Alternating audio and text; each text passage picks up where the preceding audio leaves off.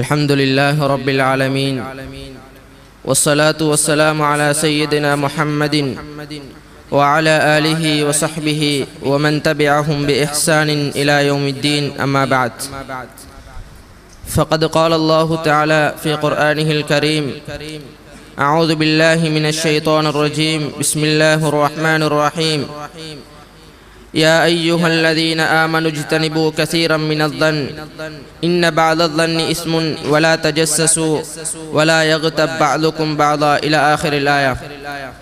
وقال نبينا عليه الصلاة والسلام فإن أصدق الحديث كتاب الله وخير الهدي هدي محمد صلى الله عليه وسلم وشر الأمور محدثاتها وكل محدثة بدعة وكل بدعة ضلالة وكل ضلالة في النار. வார்த்தைகளிலே சிறந்த வார்த்தை அல்லாஹ்வுடைய வார்த்தையாகிய அல் குர்ஆன் என்றும், வழிகாட்டல்களிலே சிறந்த வழிகாட்டல் என் நேரத்திலும் எச்சந்தர்ப்பத்திலும் அச்சமின்றி எடுத்து நடக்கக்கூடிய வழிமுறை பெருமானார் ஸல்லல்லாஹு அலைஹி வஸல்லம் அவர்கள் காட்டித்தந்த வழிமுறையாகிய சுன்னா என்றும், விடயங்களிலே மிக மோசமான விடயம் மார்க்கத்தினுள்ளே புதிதாக உட்புகுத்தப்படக்கூடியவைகள். இவ்வாறு உட்புகுத்தப்படக்கூடியவைகள் நூதன அனுஷ்டானங்கள், பித்ஆக்கள். எல்லா பித்ஆக்களும் வழிகேடுகள் அனைத்தும் நாளை மறுமையிலே நரகத்தின் பால் இட்டுச் செல்லும் என்ற அன்னலாரின் பொன்மொழியை கூறியவனாக ஆரம்பம் செய்கிறேன். அன்பார்ந்த இஸ்லாமிய சகோதரர்களே, இஸ்லாமிய மார்க்கத்தை பொறுத்தவரையிலே இந்த உலகத்திலே இருக்கக்கூடிய எல்லா மதங்கள் கோட்பாடுகளை எடுத்துக்கொண்டாலும் இந்த இஸ்லாமிய மார்க்கம் வித்தியாசமான ஒரு மதமாக, ஒரு கோட்பாடாக, ஒரு கொள்கையாக இருக்கிறது. ஏனென்று சொன்னால் இந்த உலகத்திலே தோன்றிய எல்லா விதமான கொள்கைகளை எடுத்துக்கொண்டாலும் ஏதோ ஒரு சில அடிப்படை நோக்கங்களை முன்வைத்து, ஏதோ சில காரணங்களை முன்வைத்துத்தான் இந்த உலகத்திலே தோற்றுவிக்கப்பட்டிருக்கிறது. ஆனால் இஸ்லாமிய மார்க்கத்தை பொறுத்தமட்டிலே ஒரு மனிதன் இந்த உலகத்திலே பிறந்து அவனுக்கு வாழ்வதற்கு தேவையான அத்தனை விடயங்களையும், அவனுக்கு எந்த துறையிலே வேண்டுமாக இருந்தாலும் எல்லா துறையையும் இஸ்லாமிய மார்க்கம் பேசியிருக்கிறது. ஒரு மனிதனுடைய பொருளாதாரத்திலே பேச வேண்டுமா, அந்த பொருளாதாரத்தை பற்றி பேசியிருக்கிறது. அரசியல் வேண்டுமா, சமூகவியல் வேண்டுமா, என்ன ஒரு துறையாக இருந்தாலும் எல்லா விதமான துறையிலேயும் இஸ்லாமிய மார்க்கம் கவனம் செலுத்தி இருப்பதை நாம் பார்க்கிறோம். அன்பார்ந்த சகோதரர்களே, அந்த அடிப்படையிலே தான் உலகத்திலே ஒரு மனிதன் வாழுகின்ற பொழுது அவன் தலை நிமிர்ந்து வாழ வேண்டுமாக இருந்தால், சிறந்த ஒரு மனிதனாக அல்லாஹ்வுடைய பார்வையிலே இவன் சிறந்தவன் என்று விளங்க வேண்டுமாக இருந்தால் அவன் எப்படியாப்பட்ட பண்புகளை உள்ளடக்கி இருக்க வேண்டும் என்பதை இஸ்லாமிய மார்க்கம் சொல்லி தந்திருக்கிற அதே வேளை அவனுடைய அந்த நல்ல பெயருக்கு, அவனுடைய நட்பெயருக்கு களங்கம் விளைவிக்கக்கூடிய சில பண்புகளையும் இஸ்லாமிய மார்க்கம் சொல்லி இருக்கிறது. நீ இந்த மோசமான பண்புகளை உன்னுடைய வாழ்க்கையிலே எடுத்துக்கொள்வதன் மூலமாக உன்னுடைய அந்த நல்ல பெயருக்கு களங்கத்தை ஏற்படுத்திவிடும். அல்லாஹ்வுக்கு முன்னால் நீ ஒரு நல்லவனாக இருப்பதற்கு இந்த மோசமான பண்புகள் தடையாக இருக்கும் என்பதை கருத்தில் கொண்டு இஸ்லாமிய மார்க்கம் சில மோசமான பண்புகளை வரையறுத்து காட்டியிருக்கிறது. நீ இந்த பண்புகளிடத்திலே நெருங்கி கூட பார்க்க வேண்டாம் என்று இறைவனுக்கு சுப்ஹானஹு வ தஆலா சில பண்புகளிலே அவனுடைய திருமறையிலே சுட்டி காட்டுகிறான். அன்பார்ந்த இஸ்லாமிய சகோதரர்களே, அதிலே மிக முக்கியமான ஒரு பண்புதான் நாங்கள் எங்களுடைய உள்ளத்திலே வரக்கூடிய மோசமான கெட்ட எண்ணங்களாக காணப்படுகின்றன. இறைவனுக்கு சுப்ஹானஹு வ தஆலா சூரத்துல் ஹுஜராத்திலே சொல்லுகிறான், யா அய்யுஹல்லதீன ஆமனு, ஏ ஈமான் கொண்ட விசுவாசிகளே, இஜ்தனிபு கஸீரம் மினல் ظن, உங்களுடைய உள்ளத்திலே ஏற்படக்கூடிய அதிகமான மோசமான எண்ணங்களை விட்டும் நீங்கள் தவிர்த்து கொள்ளுங்கள். ஏன் தெரியுமா? இன்ன பஅதல் ظن இஸ்முன், அதிலே சில எண்ணங்கள், மோசமான எண்ணங்கள், அவைகள் பாவமாக இருக்கிறது என்று இறைவனுக்கு சுப்ஹானஹு வ தஆலா சொல்லுகிறான். அன்பார்ந்த சகோதரர்களே, இன்று நாங்கள் இந்த குர்ஆனிய வசனத்தை எங்களோடு ஒப்பிட்டு பாருங்கள். இந்த குர்ஆனிய வசனத்துக்கு நேர்படக்கூடியவனாக நான் இருக்கிறேனா, அல்லது இந்த குர்ஆனிய வசனம் சொல்வதை போன்று என்னுடைய வாழ்க்கையிலே இருக்கக்கூடிய இந்த இறைவனுக்கு சுப்ஹானஹு வ தஆலா சுட்டிக்காட்டிய இந்த பண்பை நான் தவிர்த்து நடக்கிறேனா என்பதை ஒப்பீடு செய்து பாருங்கள் சகோதரர்களே, அன்பார்ந்தவர்களே. அல்லாஹு தஆலா இந்த பண்பை ஏன் தவிர்ந்து கொள்ள சொல்லுகிறான் தெரியுமா? இந்த பண்பின் மூலமாக, இந்த கெட்ட எண்ணங்களின் மூலமாக ஒரு சமூகத்திலே பிளவுகள் ஏற்படுகின்றன, குடும்பத்திலே பிளவுகள் ஏற்படுகின்றன, நண்பர்களுக்கு மத்தியிலே பிளவுகள் ஏற்படுவதை நாம் பார்க்கிறோம். அதே போன்று அன்பார்ந்த சகோதரர்களே, நபிகள் நாயகம் ஸல்லல்லாஹு அலைஹி வஸல்லம் அவர்கள் சொன்னார்கள், ஈயாக்கும் வல்லன், உங்களுக்கு நான் எண்ணங்களை, மோசமான எண்ணங்களை நான் எச்சரிக்கை செய்கிறேன். ஏன் தெரியுமா?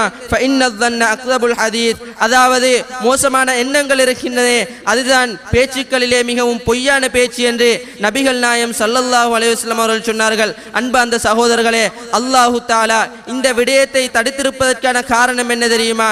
இதை நாங்கள் எங்களுடைய வாழ்க்கையிலே அமுல்படுத்துகின்ற பொழுது நாங்கள் சகோதரத்துவ பண்புள்ளவர்களாக ஒருபோதுமே இந்த உலகத்திலே வாழ முடியாது. அன்பார்ந்த சகோதரர்களே, நண்பர்களாக இருப்பார்கள், கணவன் மனைவியாக இருப்பார்கள், அவர்களுக்கு மத்தியிலே ஏற்பட்ட இந்த மோசமான எண்ணத்தின் காரணமாக அந்த குடும்பமே பிரிவுக்கு உட்பட்டு இருப்பதை நாம் பார்க்கிறோம். அன்பார்ந்த சகோதரர்களே, இன்று உலகளாவிய ரீதியிலே அதிகமான விவாகரத்துக்கள் இடம்பெறுகின்றன. இந்த விவாகரத்துக்களை எடுத்து பார்த்தால் அவர்களுடைய வாழ்க்கையிலே ஏற்பட்ட மோசமான எண்ணங்கள் தான் அதற்கு தலையாய காரணமாக இருக்கிறது என்பதை பார்க்கலாம். அன்பார்ந்த சகோதரர்களே, அதே போன்று ஒரு மனிதனுடைய வாழ்க்கையிலே அவன் கடைபிடிக்க கூடாத ஒரு பழக்க வழக்கமாக அல்லாஹு தஆலா இன்னொரு விடயத்தை கூறுகிறான். அதுதான் எங்களுடைய வாழ்க்கையிலே இருந்து அப்புறப்படுத்த வேண்டிய ஒரு பழக்கமாகிய இந்த புறம் காணப்படுகிறது. அன்பார்ந்த சகோதரர்களே, நான் மேலே ஓதி காட்டிய அந்த வசனத்திலே இறைவன் சுப்ஹானஹு தஆலா தொடர்ச்சியாக சொல்லுகிறான், வலா யக்தப் பஅதுகும் பஅதா, நீங்கள் உங்களிலே சிலரை பற்றி புறம் பேச வேண்டாம் என்று இறைவன் சுப்ஹானஹு தஆலா சொல்லுகிறான். அன்பார்ந்த சகோதரர்களே, இறைவன் இந்த விடயத்தை நீங்கள் உங்களுடைய வாழ்க்கையிலே தவிர்த்து கொள்ளுங்கள் என்று மாத்திரம் சொல்லவில்லை, மாற்றமாக அதை நீங்கள் உங்களுடைய வாழ்க்கையிலே ஏற்படுத்திக் கொள்வதன் மூலமாக நீங்கள் விளைவுகளை சந்திக்க நேரிடும். அது எந்த அளவுக்கு பாரதூரமானது தெரியுமா என்பதையும் இறைவன் சுப்ஹானஹு வ தஆலா சொல்லுகிறான். அடுத்ததாக சொல்லுகிறான், அயுஹிப்பு அஹதுக்கும் அய்யகுல லஹ்ம அஹீஹி மைத்தன் ஃபகரிஹ்துமு, எவ்வாறு நீ உன்னுடைய சகோதரன் மரணித்ததன் பின்னால், அந்த சகோதரனுடைய மரணத்தின் பின்னால் அந்த சகோதரனுடைய மாமிசத்தை உண்பதற்கு எவ்வாறு நீ வெறுத்து விடுவாயோ அதே போன்றுதான் இந்த புறமும் இருக்கின்றது என்பதாக ஒரு செத்த ஒரு மனிதனுடைய மாமிசத்துக்கு ஒப்பாக்கி நபிகள் நாயகம் ஸல்லல்லாஹு அலைஹி வஸல்லம் அவர்கள் இந்த இறைவனுக்கு சுப்ஹானஹு வ தஆலா இந்த புறத்தை சொல்லுகிறான். அன்பார்ந்த சகோதரர்களே, நபிகள் நாயகம் ஸல்லல்லாஹு அலைஹி வஸல்லம் அவர்கள் தங்களுடைய சஹாபாக்களை பார்த்து கேட்கிறார்கள், அததுரூன மல் கீபா, கீபத் என்றால் புறம் என்றால் என்ன என்று உங்களுக்கு தெரியுமா என்று நபிகளார் தன்னுடைய தோழர்களை பார்த்து கேட்கிறார்கள். தோழர்கள் சொல்லுகிறார்கள், அல்லாஹு வரசூலுஹு ஆலம், வளமையாக சொல்லக்கூடிய ஒரு பதில், அல்லாஹ்வும் அவனுடைய தூதரும் தான் அறிவார்கள் என்ற அந்த பதிலை சொல்லுகிறார்கள். நபிகள் நாயகம் ஸல்லல்லாஹு அலைஹி வஸல்லம் அவர்கள் சொன்னார்கள், ذிக்ருக அஹாக பிமா யக்ரஹு, உங்களுடைய சகோதரன் வெறுக்கக்கூடிய ஒரு விடயத்தை நீ பேசுவது என்று நபிகள் நாயகம் ஸல்லல்லாஹு அலைஹி வஸல்லம் அவர்கள் சொன்னார்கள். அன்பார்ந்த சகோதரர்களே, எங்களை போன்ற மனிதர்கள் அல்லவா அந்த சஹாபாக்கள் நபிகளாரை பார்த்து கேட்டார்கள், யா ரசூலுல்லாஹ், நான் சொல்லக்கூடிய அந்த விடயம் என்னுடைய சகோதரனிடத்திலே இருந்தால் அதுவும் புறமா என்று கேட்டவுடனே நபிகள் நாயகம் ஸல்லல்லாஹு அலைஹி வஸல்லம் அவர்கள் அந்த சஹாபாக்களை பார்த்து அழகான ஒரு பதிலை சொல்லுகிறார்கள். என்ன தெரியுமா? நீ சொல்லக்கூடிய அந்த விடயம் உன்னுடைய சகோதரனிடத்திலே இருந்தால், உன்னுடைய சகோதரனிடத்திலே நீ சொல்லக்கூடிய விடயம் இருக்குமாக இருந்தால் அதுதான் புறம் பேசுகிறாய். இல்லை, உன்னுடைய சகோதரனிடத்திலே அந்த பண்பு இல்லை, ஆனால் நீ சகோதரனை பற்றி கூறுவதாக இருந்தால் அவனை பற்றி நீ இட்டு கட்டிவிட்டாய் என்று நபிகள் நாயகம் ஸல்லல்லாஹு அலைஹி வஸல்லம் அவர்கள் சொன்னார்கள்.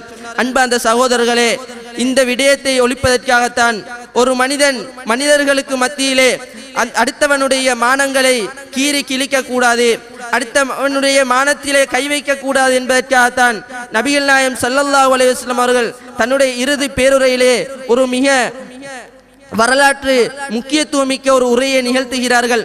அந்த உரையிலே நபிகள் நாயகம் ஸல்லல்லாஹு அலைஹி வஸல்லம் அவர்கள் என்ன சொல்கிறார்கள் தெரியுமா?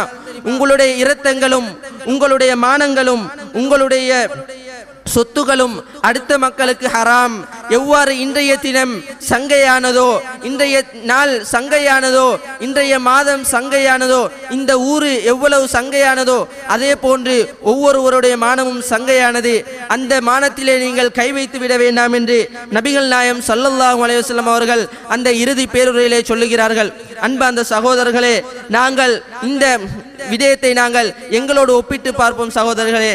நபிகள் இறைவனுக்கு சுப்ஹானஹு வ தஆலா சொல்லக்கூடிய இந்த பண்பை நான் எடுத்து நடக்கிறேனா அல்லது இந்த விடயத்தை நான் இறைவன் சொல்வதை போன்று தவிர்ந்து நடக்கிறேனா என்பதை நாங்கள் ஒவ்வொருவரும் சிந்திக்க கடமைப்பட்டிருக்கிறோம். அன்பார்ந்த சகோதரர்களே, ஏன் நாங்கள் இறைவன் ஹக்கு சுப்ஹானஹு வ தஆலா இவ்வாறு படம் பிடித்து காட்டக்கூடிய வரையறுத்து காட்டக்கூடிய இந்த மோசமான பண்புகளை விட்டும் ஏன் நம்முடைய வாழ்க்கைகளிலே நாங்கள் அப்புறப்படுத்திக் கொள்ளக்கூடாது?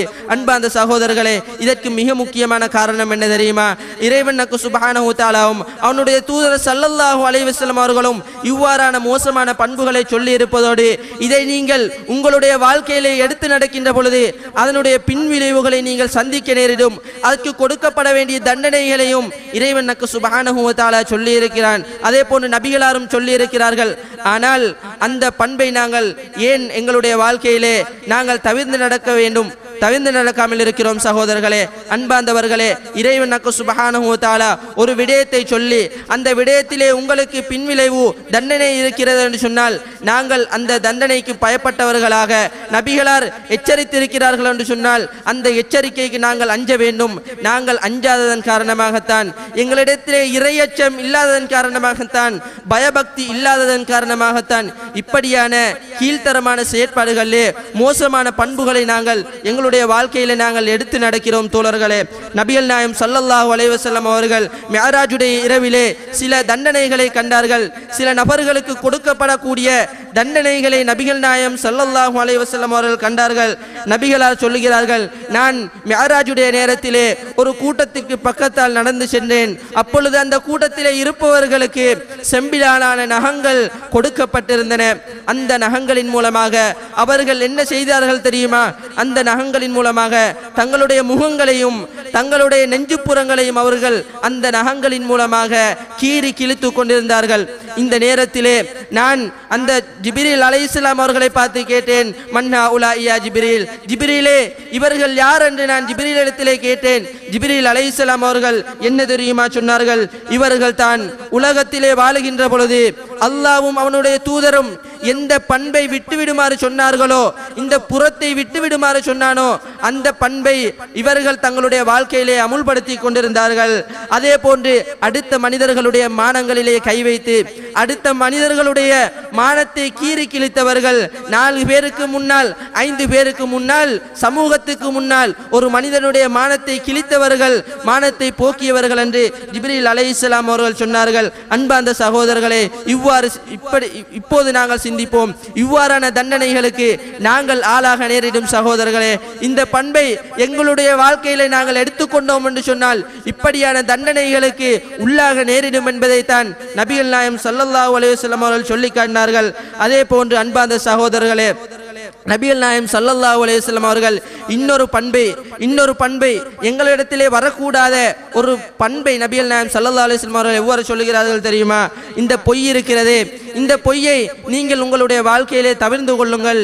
இந்த பொய் ஒரு மனிதனுடைய வாழ்க்கைக்கு, ஒரு மனிதன் நல்லவனாக வாழ்வதற்கு இது தடையாக இருக்கிறது. ஒரு மனிதன் அவன் சொல்லக்கூடிய பொய்யின் மூலமாக இந்த சமுதாயத்திலே தலை நிமிர்ந்து வாழ முடியாது என்பதை நபிகள் நாயகம் ஸல்லல்லாஹு அலைஹி வஸல்லம் அவர்கள் எவ்வாறு சொல்லுகிறார்கள் தெரியுமா? நபிகளார் சொன்னார்கள், இன்ன ஸித்க யஹ்தி இலல் பிர், இந்த நன்மை உண்மை பேசுவது இருக்கிறது, இந்த உண்மை பேசுவது ஒரு மனிதனை நலவின் பால் இட்டு செல்லும், அந்த நலவு அவனை சுவர்க்கத்தின் பக்கம் இட்டு செல்லும். எனவே அடுத்ததாக நபிகள் நாயகம் ஸல்லல்லாஹு அலைஹி வஸல்லம் அவர்கள் சொன்னார்கள், பொய் இருக்கிறது, இந்த பொய் ஒரு மனிதனை பாவத்தின் பக்கம் இட்டு செல்லும். அன்பார்ந்த சகோதரர்களே, நாங்கள் சாதாரணமாக நினைத்துக் கொள்கிறோம், ஒரு மனிதனிடத்திலே பொய் சொன்னோம் என்று நினைத்துக் கொள்கிறோம். ஆனால் நாங்கள் சொல்லக்கூடிய ஒரு பொய் எங்களை பாவத்தின் பக்கம், எங்களை மோசமான பழக்க வழக்கங்களின் பக்கம் இட்டு செல்லுமே என்பதை நாங்கள் சிந்திக்க தவறிவிடுகிறோம் சகோதரர்களே. பொய் சொல்லுகின்ற பொழுது எங்களுக்கு இன்ட்ரெஸ்டாக இருக்கும். பொய் சொல்லுகின்ற பொழுது ஏதோ ஒரு விடயத்திலிருந்து தப்பிப்பதற்காக ஏதோ ஒரு பொய்யை நாங்கள் சொல்லிவிடுகிறோம். ஆனால் அந்த பொய்யினால் வரக்கூடிய விபரீதத்தை பற்றி நாம் சிந்திப்பது கிடையாது. அந்த பொய்யினால் எங்களுடைய வாழ்க்கையிலே என்ன விதமான மாற்றங்கள் ஏற்படுகின்றன என்பதை சிந்திப்பதற்கு நாங்கள் தவறிவிடுகிறோம். சகோதரர்களே, அன்பார்ந்தவர்களே, நபிகள் நாயகம் ஸல்லல்லாஹு அலைஹி வஸல்லம் அவர்கள் சொன்னார்கள், நீ சொல்லக்கூடிய ஒரு பொய் உன்னை மோசமான விடயங்களின் பக்கம், மோசமான நடத்தைகளின் பக்கம் இட்டு செல்லும். அந்த மோசமான பழக்க வழக்கங்கள் இருக்கிறதே, அது உன்னை நாளை மறுமையிலே அந்த நரகத்தின் பக்கம் இட்டு செல்லும் என்று நபிகள் நாயகம் ஸல்லல்லாஹு அலைஹி வஸல்லம் அவர்கள் சொன்னார்கள். அன்பார்ந்த சகோதரர்களே, இப்பொழுது நாங்கள் சிந்திப்போம். நாங்கள் பொய் சொல்லக்கூடியவர்களாக இருக்கிறோமா? பொய் சொல்லக்கூடியவர்களாக இருந்தால், பொய் எங்களுடைய வாழ்க்கையிலே ஏற்படுமாக இருந்தால், இந்த நிமிடத்திலே இருந்து இந்த தண்டனைக்கு பயந்தவர்களாக, அல்லாஹ்வுடையும் அவனுடைய தூதருடைய வாக்குக்கு பயந்தவர்களாக இந்த நிமிடமே நாங்கள் இந்த பொய்யை விட்டுவிட வேண்டும். சகோதரர்களே, நபிகள் நாயகம் ஸல்லல்லாஹு அலைஹி வஸல்லம் அவர்கள் இந்த பொய் பேசுகின்ற விடயத்தை இன்னும் ஒரு விடயத்தோடு ஒப்பிட்டு கூறுகிறார்கள். என்ன விடயம் தெரியுமா? ஒரு மனிதனிடத்திலே இந்த பொய், ஒரு மனிதனிடத்திலே 4 விடயங்கள் இருக்கின்றன. அந்த 4 விடயங்கள் யாருடைய வாழ்க்கையிலே வருகிறதோ, யாருடைய வாழ்க்கையிலே அந்த 4 விடயங்களும் காணப்படுகிறதோ, அவன் சுத்தமான ஒரு நயவஞ்சகனாக இருக்கிறான்.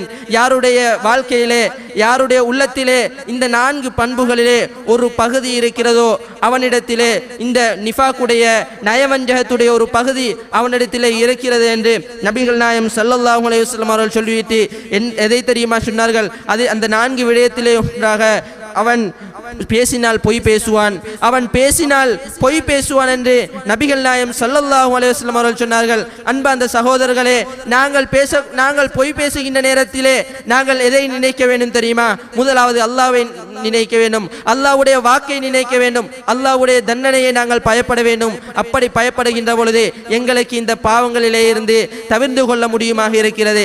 அதே போன்று நாங்கள் பொய் பேசுகிறோமா? எங்களிடத்திலே நிஃபாக்தனம், நயவஞ்சகத்தனம் இருக்கிறது என்பதைத்தான் நாங்கள் ஒவ்வொருவரும் அறிய கடமைப்பட்டிருக்கிறோம். அன்பார்ந்த சகோதரர்களே, நான் என்னையே நயவஞ்சகன் என்று சொல்வதற்கு விருப்பப்படுவேனா? சகோதரர்களே, நாங்கள் ஒவ்வொருவரும் உள்ளத்திலே கை வைத்து கேட்டு பாருங்கள், தன்னையே நயவஞ்சகன் என்று சொல்வதற்கு நாங்கள் விருப்பப்படுவோமா? சகோதரர்களே, இல்லை. அதே போன்றுதான் இந்த பொய்யை நாங்கள் பேசுகின்ற பொழுது நாங்கள் விரும்பியோ விரும்பாமலோ முனாஃபிக் என்ற பட்டத்தை நாங்கள் சூட்டிக் கொள்கிறோமா? இல்லையா? எனவே சகோதரர்களே, இது போன்ற மோசமான பழக்கத்திலே இருந்தும் எங்களை விட்டுவிட வேண்டும். சகோதரர்களே, நபிகள் நாயகம் ஸல்லல்லாஹு அலைஹி வஸல்லம் அவர்கள் ஒரு முறை சஹாபாக்களுக்கு மத்தியிலே இருக்கிறார்கள், சஹாபாக்களோடு இருக்கிறார்கள். கேட்கிறார்கள், நேற்றைய இரவிலே யார் கனவு கண்டீர்கள் என்று கேட்கிறார்கள். ஒரு சஹாபாக்களும் முன்வரவில்லை.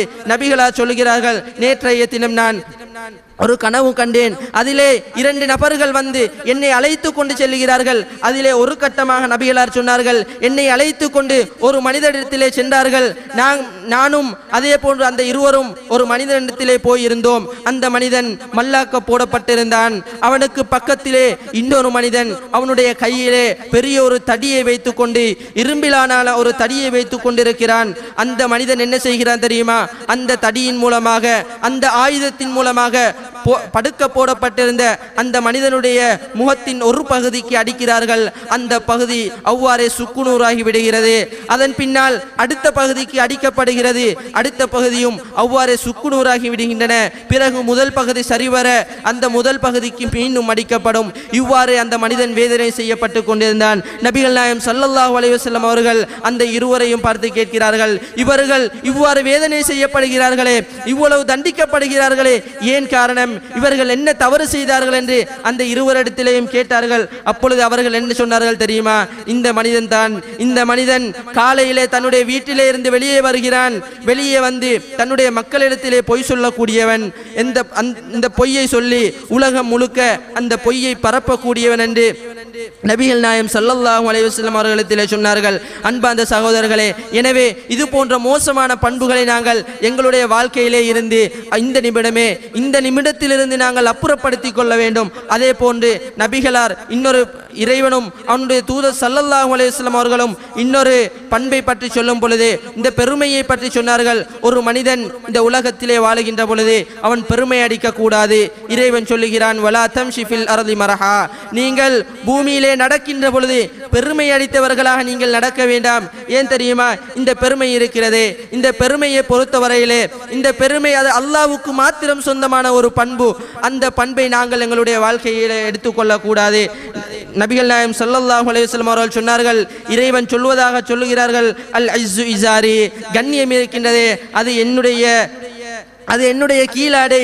அதே போன்று வல் கிபிரியா ஒரு இதாயி, அந்த பெருமை இருக்கிறது அது என்னுடைய மேலாடை என்று சொல்லிவிட்டு இறைவன் சொல்லுகிறான், அதை யார் தங்களுடைய வாழ்க்கையிலே ஏற்படுத்திக் கொள்கிறார்களோ அவர்களை நான் கடுமையாக தண்டிப்பேன் என்று அல்லாஹ் சொல்வதாக நபிகள் நாயகம் ஸல்லல்லாஹு அலைஹி வஸல்லம் அவர்கள் சொன்னார்கள். அதே போன்று இன்னொரு முறை நபிகளார் சொன்னார்கள், லா யதுகுலுல் ஜன்னத ஃபீ கல்பிஹி மிஸ்காலு தர்ரத்தின் மின் கிபிர், யாருடைய உள்ளத்திலே ஒரு அணுப்பிரமாணமான அளவு யாருடைய உள்ளத்திலே கிபிர் பெருமை இருக்கிறதோ அவன் சுவர்க்கம் நுழைய மாட்டான் என்று நபிகள் நாயகம் ஸல்லல்லாஹு அலைஹி வஸல்லம் அவர்கள் சொன்னவுடனே சஹாபாக்கள் கேட்டார்கள், யா ரசூலல்லாஹ், ஒரு மனிதன் அழகாக ஆடை அணிய வேண்டும், ஒரு மனிதன் அழகாக உடுக்க வேண்டும், அவனுடைய செயற்பாடுகள் அழகாக இருக்க வேண்டும் என்று விரும்புகிறான், இவனும் பெருமை அடித்தவனாக மாறுவானா என்று நபிகளாரிடத்திலே கேட்ட பொழுது நபிகள் நாயகம் ஸல்லல்லாஹு அலைஹி வஸல்லம் அவர்கள் பெருமைக்கு அழகான ஒரு விளக்கத்தை சொன்னார்கள்.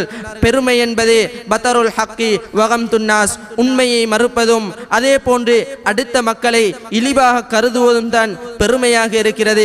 அன்பார்ந்த சகோதரர்களே, இந்த விடயத்திலே நாங்கள் உண்மையிலே பொடுபோக்காக இருக்கிறோம். இந்த பண்பை எங்களுடைய வாழ்க்கையிலிருந்து அப்புறப்படுத்துவதற்கு நாங்கள் பொடுபோக்காக இருந்து கொள்கிறோம் சகோதரர்களே. ஏன் தெரியுமா?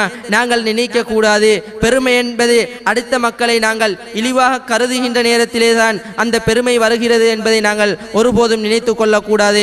ஏனென்று சொன்னால், ஒரு உதாரணமாக ஒருவன் நினைக்கிறான் நான் ஏனையவர்களோடு எவ்வாறு இருக்கிறேன் என்று சொன்னால் யாரையும் நான் இழிவாக கருதவில்லை என்று நினைத்தாலும் கூட அவன் சில நேரங்களிலே ஒரு மனிதன் அவனுக்கு ஏதோ தவறு செய்திருப்பார்கள், அந்த மனிதனை மன்னிப்பதற்கு பின்வாங்குகிறான் என்றால், மன்னிக்காமல் அந்த மனிதனை விட்டுவிடுகிறான் என்றால், மன்னிப்பதற்கு பின்வாங்கினால் அவனிடத்திலே பெருமை இருக்கிறது என்பதை தான் ஒவ்வொருவரும் புரிந்து கொள்ள வேண்டும். அன்பார்ந்த சகோதரர்களே, இப்பொழுது நாங்கள் எங்களுடைய வாழ்க்கையை சற்று எடுத்து பாருங்கள்.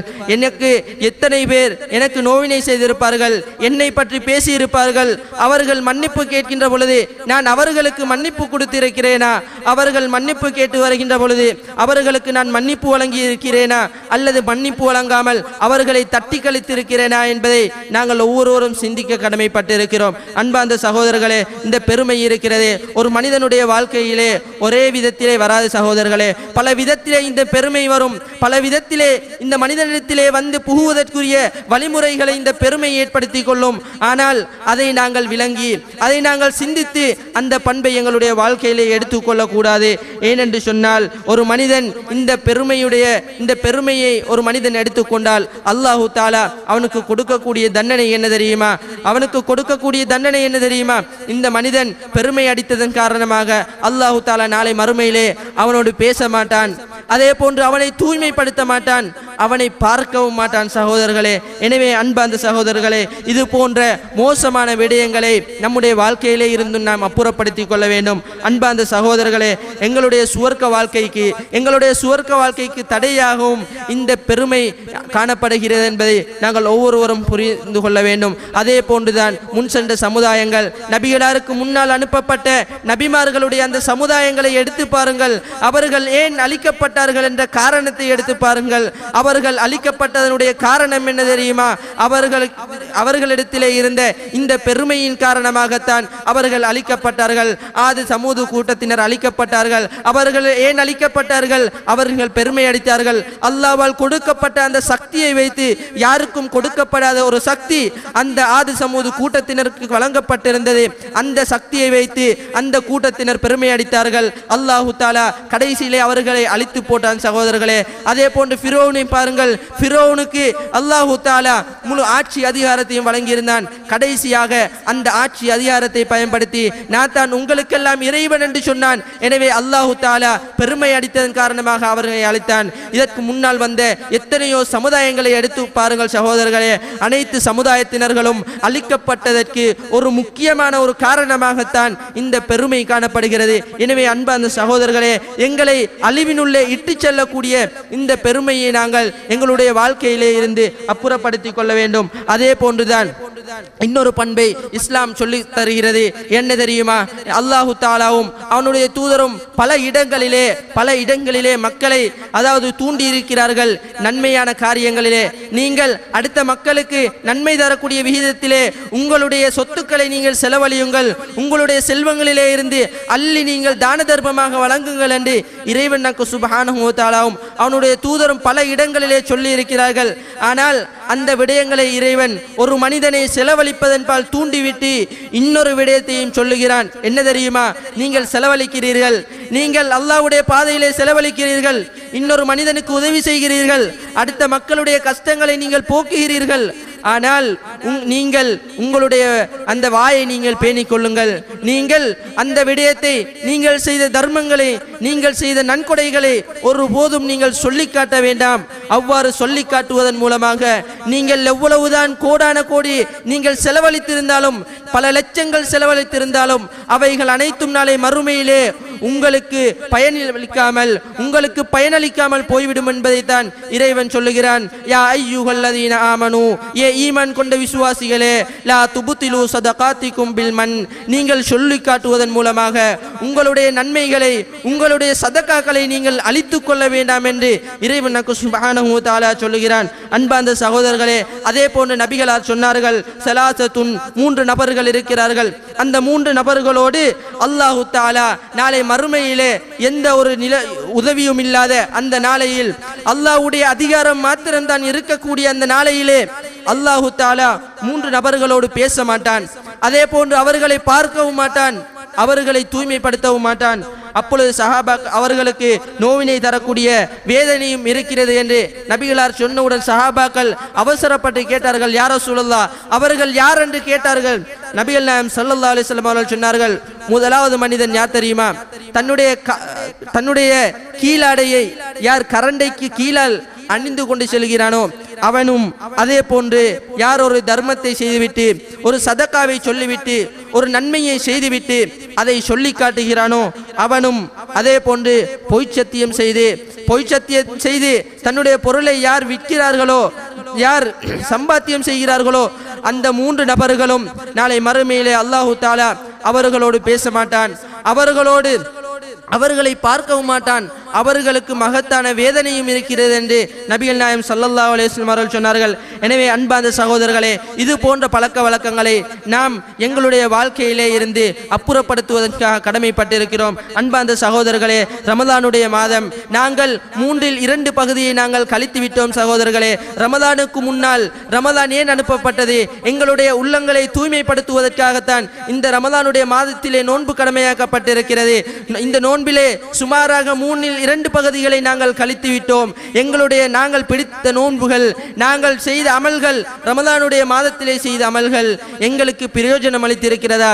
எங்களுடைய வாழ்க்கையை பிரயோஜனம் அளித்திருந்தால் இது போன்ற பண்புகள் எங்களுடைய வாழ்க்கையிலே வராது. சகோதரர்களே, அன்பார்ந்தவர்களே, நாங்கள் செய்த அமல்களை வைத்து இந்த 20 நாட்கள் நாங்கள் கழித்து விட்டோம் ரமலானுடைய மாதத்திலே. இந்த 20 நாட்களும் நான் அல்லாஹ்வுக்காக இந்த இரவு தொழுகைகளிலே ஈடுபட்டேனே, அந்த தொழுகைகள் எனக்கு பிரயோஜனம் உள்ளதாக மாறி இருக்கிறதா என்பதை நாங்கள் ஒவ்வொருவரும் சிந்திக்க கடமைப்பட்டிருக்கிறோம். அவ்வாறு எங்களுடைய வாழ்க்கையிலே பிரயோஜனத்தை ஏற்படுத்தவில்லையா? அப்படியாக இருந்தால் இந்த ரமலான் எங்களுடைய வாழ்க்கையிலே, இந்த ரமலானிலே நான் உண்மையாக உள்ளச்சம் என்னுடைய வாழ்க்கையிலே வரவில்லை. அதுதான் உண்மையான யதார்த்தமாக இருக்கிறது சகோதரர்களே. எனவே இந்த ரமலானிலே இறுதியாக இருக்கக்கூடிய இன்னும் 9 நாட்கள் இறுதியாக மீதம் இருக்கிறது. அன்பார்ந்த சகோதரர்களே, இந்த இறுதி 10 ஏனைய 20 நாட்களை விட சிறந்த ஒரு கடைசி 10ஆக சிறந்த ஒரு நாட்களாக இருக்கின்றன. ஏன் தெரியுமா? இந்த நாட்களிலே தான் ஒரு இரவு இருக்கிறது. அந்த இரவு 1000 மாதங்களை விட, அன்பார்ந்த சகோதரர்களே, ஒரு நாள் 2 நாள் அல்ல, 1000 மாதங்களை விட சிறப்பான ஒரு நாள் இந்த கடைசி 10 தான் இருக்கிறது. நபிகள் நாயகம் ஸல்லல்லாஹு அலைஹி வஸல்லம் அவர்கள் அது எந்த இரவு என்று சொல்வதற்காக வெளியே வருகிறார்கள். 2 நபர்கள் ஏதோ சண்டை சச்சரவிலே ஈடுபட்டு கொண்டிருக்கிறார்கள். நபிகளாருக்கு மறக்கடிக்கப்பட்டு விட்டது.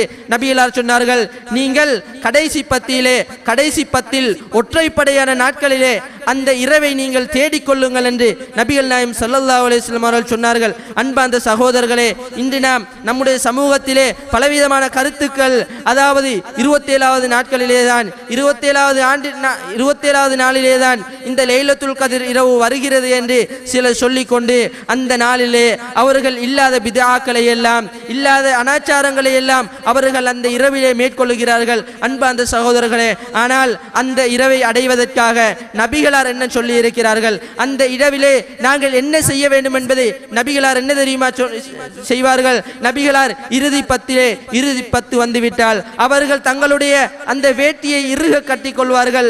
அதே போன்று அந்த இரவு முழுக்க அவர்கள் நின்று வணங்குவார்கள், அந்த இரவை ஹயாத்தாக்குவார்கள். அது மட்டுமல்ல தோழர்களே, தன்னுடைய குடும்பத்தார்களை அவர்கள் எழுப்பட்டி விடுவார்கள்.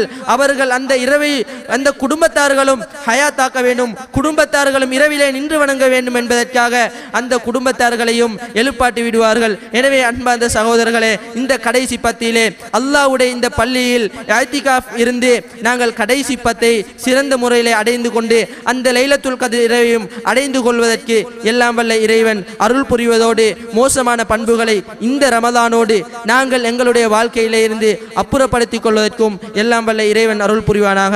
வ ஆகிர் தஅவானா அனில் ஹம்துலில்லாஹி ரப்பில் ஆலமீன். சுப்ஹானல்லாஹி வ பிஹம்திஹி அஷ்ஹது அன் லா இலாஹா இல்லா அன்த